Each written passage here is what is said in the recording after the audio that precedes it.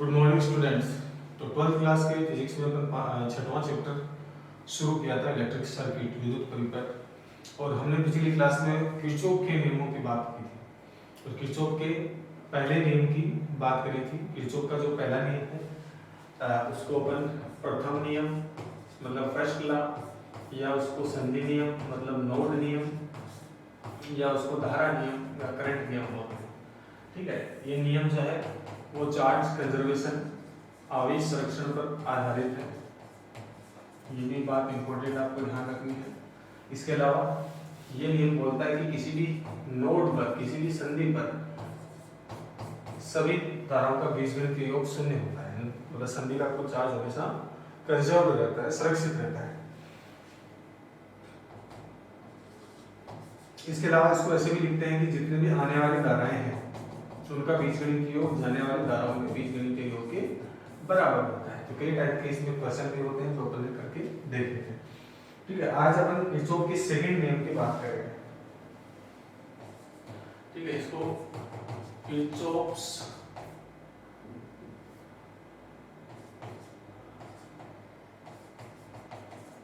Second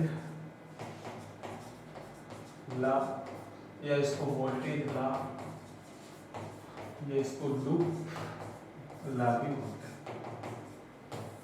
Hindi में इसको कहेंगे किरचॉफ का द्वितीय नियम, या इसको कहेंगे विभव नियम, या इसको कहेंगे पास या लूप नियम।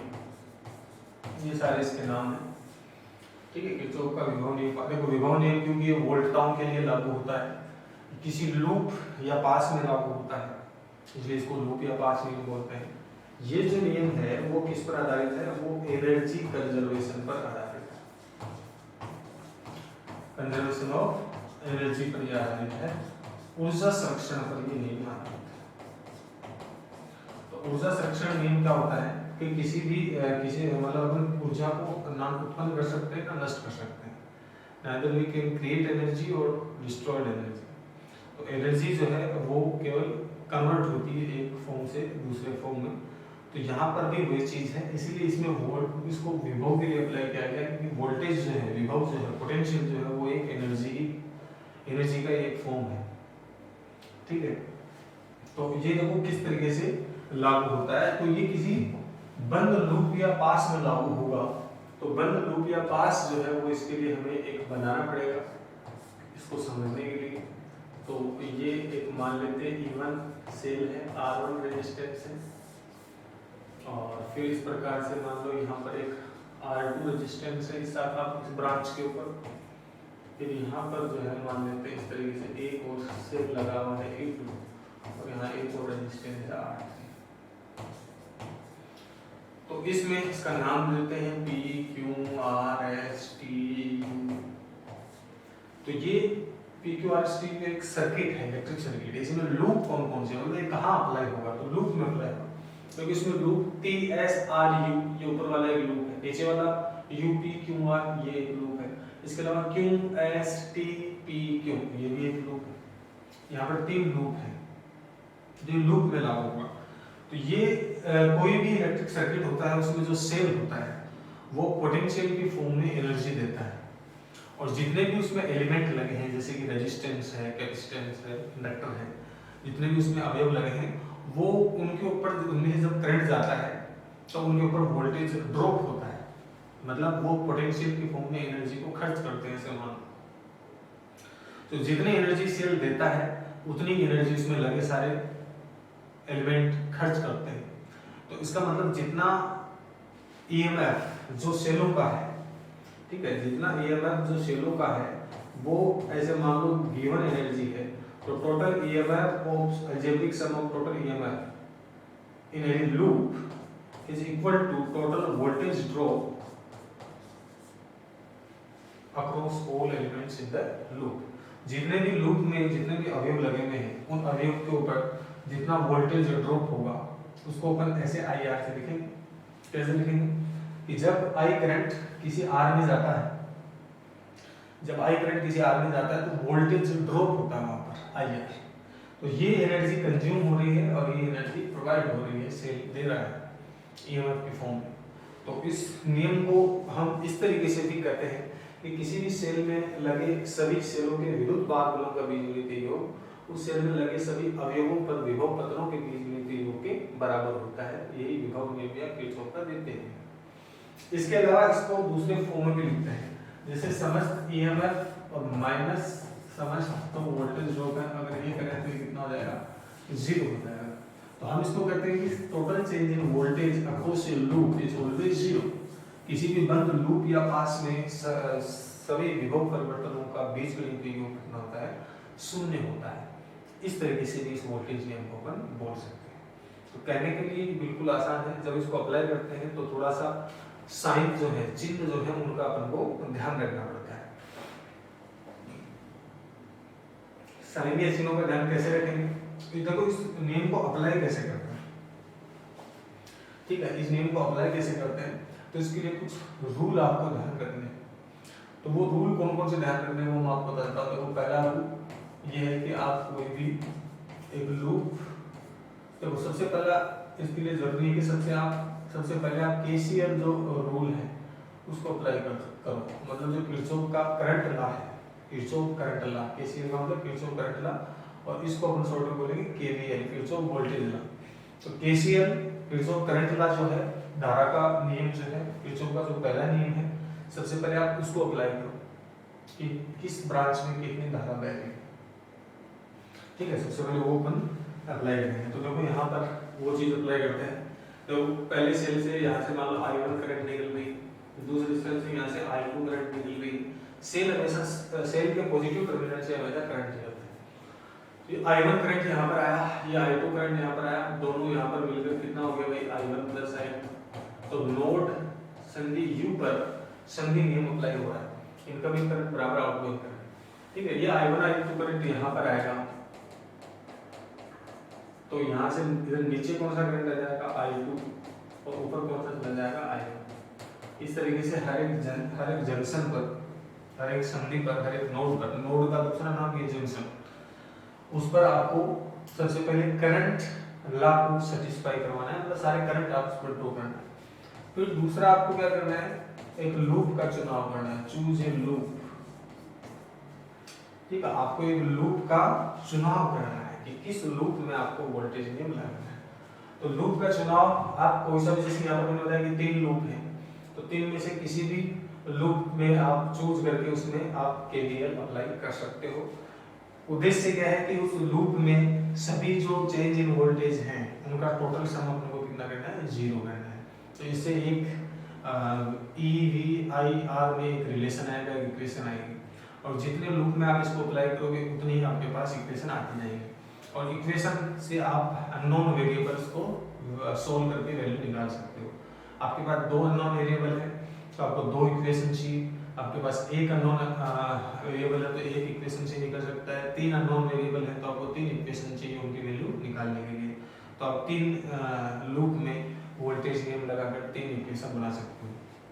तो आपको एक लूप का चुनाव करना है, ठीक है। लूप का चुनाव जैसे मान लो मैं सबसे ऊपर वाला लूप का चुनाव कर लेता हूँ इसका, जैसे कि मान लो मैंने चूज किया लूप TURST, ठीक है। ये ऊपर वाला जो लूप है इसका अपन ने चुनाव कर लिया है, ठीक है। फिर तीसरी स्टेप, उस लूप में एक डायरेक्शन चूज करो जिस डायरेक्शन के अलोंग आप सभी एलिमेंट्स के चेंज इन पोटेंशियल को नोट करते जाओगे।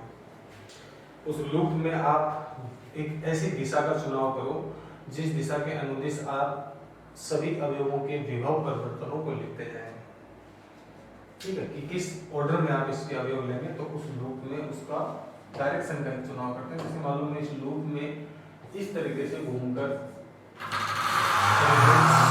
जो है उनके ऊपर वोल्टेज ड्रॉप को नोट करना, ठीक है। तो ये इसके लिए आप फ्री होते हो, चाहे आप ऐसे घूम लो क्लॉकवाइज, एंटी क्लॉकवाइज घूम लो, या फिर इसको क्लॉकवाइज घुमा लो, ठीक है। कैसे भी घूम करके आप इसमें लूप में चलने की डायरेक्शन को डिसाइड कर सकते हो।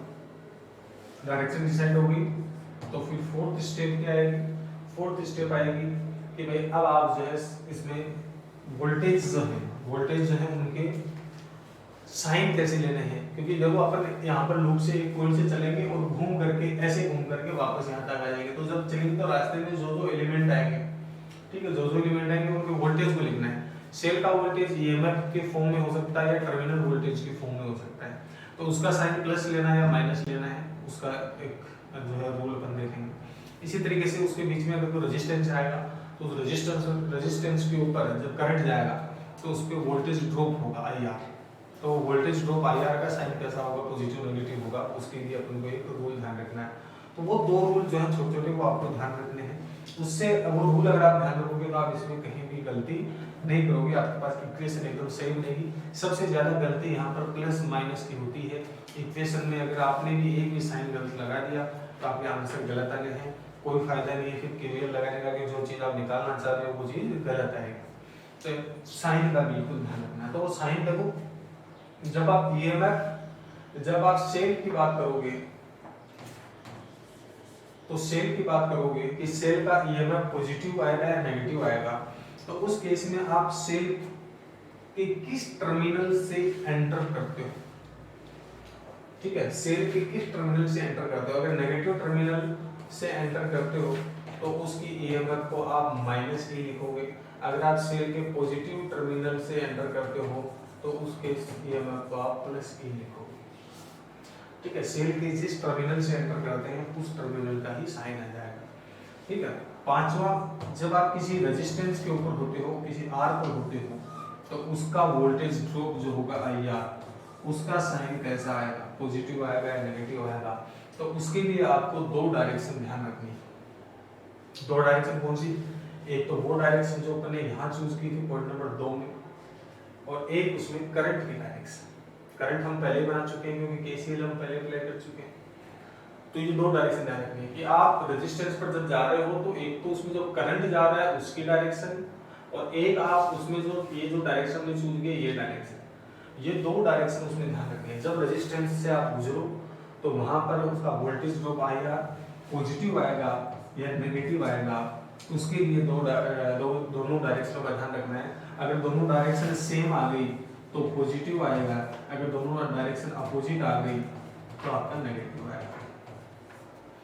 सेम आ गई तो पॉजिटिव, डिफरेंट आ गई तो अपोजिट आ गई तो नेगेटिव। जैसे कि मैं इस R1 से जाता हूं तो R1 से करंट कितना जा रहा है I1 करंट जा रहा है, तो I1 R1 उसका वोल्टेज ड्रॉप होगा, तो वो I1 R1 पॉजिटिव आएगा या नेगेटिव आएगा। तो हम इसमें देखते हैं कि ये डायरेक्शन भी करंट भी ऐसे जा रहा है और देखो अपन भी ऐसे जा रहे हैं, तो दोनों डायरेक्शन सेम आ गई तो पॉजिटिव आ जाएगा।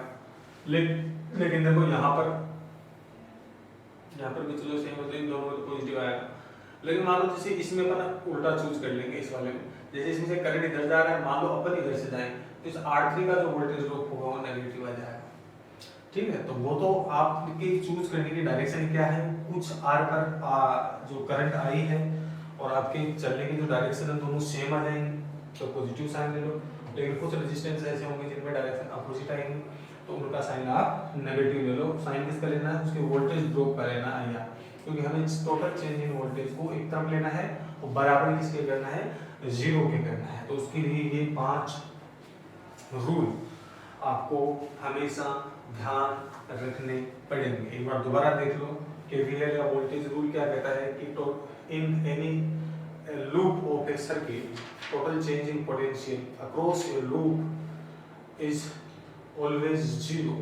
That means total EMF of cell, algebraic sum of total EMF of cell is equal to algebraic sum of total potential drop at every element in a loop, in a closed loop. ठीक है, किसी भी बंद परिपथ में सभी सेलों के विद्युत वाहक बलों का बीजगणित योग उस सेल के सभी सेल के सभी अवयवों पर विभव पतनों के बीजगणित योग के बराबर होता है, ठीक है। तो ये इसके लिए आप जब अप्लाई करोगे 5 रूल ध्यान रखने। पहला आप सबसे पहले केसीएल लगाओ, फिर आप लूप का चुनाव करो, लूप में डायरेक्शन का चुनाव करो, फिर डायरेक्शन का चुनने के बाद आप ये वोल्टेज चेंज लिखते जाओगे तो सेल का साइन वही आएगा जो सेल के जिस टर्मिनल से आप एंटर कर रहे हो।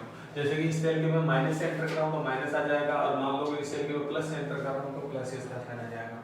इसके अलावा IR का साइन कैसा होगा, तो IR के ऊपर करंट की डायरेक्शन और आपके चलने की डायरेक्शन सेम है तो पॉजिटिव, और करंट की डायरेक्शन और आपके चलने की डायरेक्शन डिफरेंट है तो नेगेटिव साइन आएगा। ये नियम अगर आप ध्यान रखोगे तो आप किरचॉफ के सेकंड लॉ में कहीं भी नहीं अटकोगे। होंगे। तो चलो इसी के अंदर अपन इसी लूप में अपन एक इक्वेशन बना के देख लेते हैं, तो आपको पता चल जाएगा कि आपको कितना समझ में आया है और कितना नहीं आया है।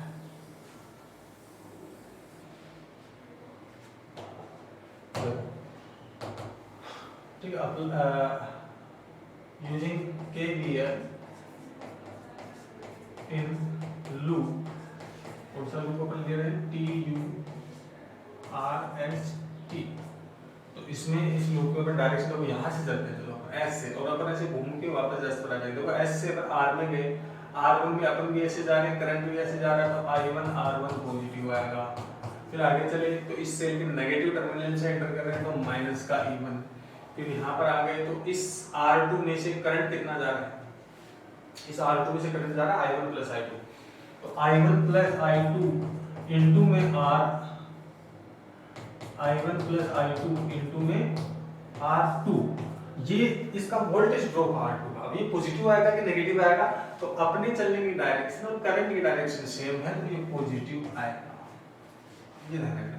फिर वापस घूम के वापस S पर पहुंच के बीच में कोई एलिमेंट नहीं आया, तो टोटल चेंज इन पोटेंशियल हो गया, ये इस वोल्ट रेजिस्टेंस का हो गया, ये इसका हो गया, ये सेल का हो गया, और बराबर क्या हो गया, G, बराबर क्या हो गया, G। तो वही बात जो अपन डेफिनेशन में KVL के फॉर्मूले में कहते हैं, वही बात यहाँ पर दिख रही है। लेकिन बड़ी बात है आपको साइन किस तरीके से चूज करना है। चलो और अपन एक लूप ले लेते हैं, जैसे नीचे वाला लूप लेते हैं। इस लूप में अपन ऐसे कोई डायरेक्शन का चूज कर लेते हैं, ठीक है। लूप UPQRU में, इस लूप में KVL अप्लाई करते हैं। देखो यहाँ से चलते हैं, ऐसे चलना और वापस यहाँ आ जाएंगे। देखो इस सेल के पॉजिटिव टर्मिनल से जा रहे हैं, तो प्लस का I2। इस R3 में अपन तो ऐसे जा रहे हैं, और करंट देखो इसमें ऐसे जा रहा है, तो ये माइनस का I2 R3। किसी भी रेजिस्टेंस का वोल्टेज ड्रॉप, उसमें से फ्लो होने वाला करंट और उसका रेजिस्टेंस का मल्टीप्लिकेशन है भाई। किसी भी प्रतिरोध का विभव पतन, उसमें से बहने वाली धारा उस प्रतिरोध का गुणा होता है, V बराबर I है, तो I2 R3।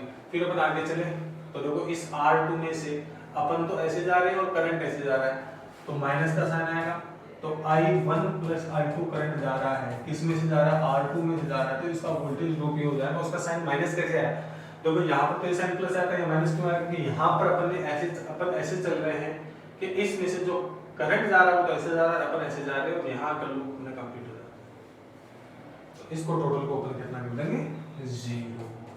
तो ये दो इक्वेशन बन गई।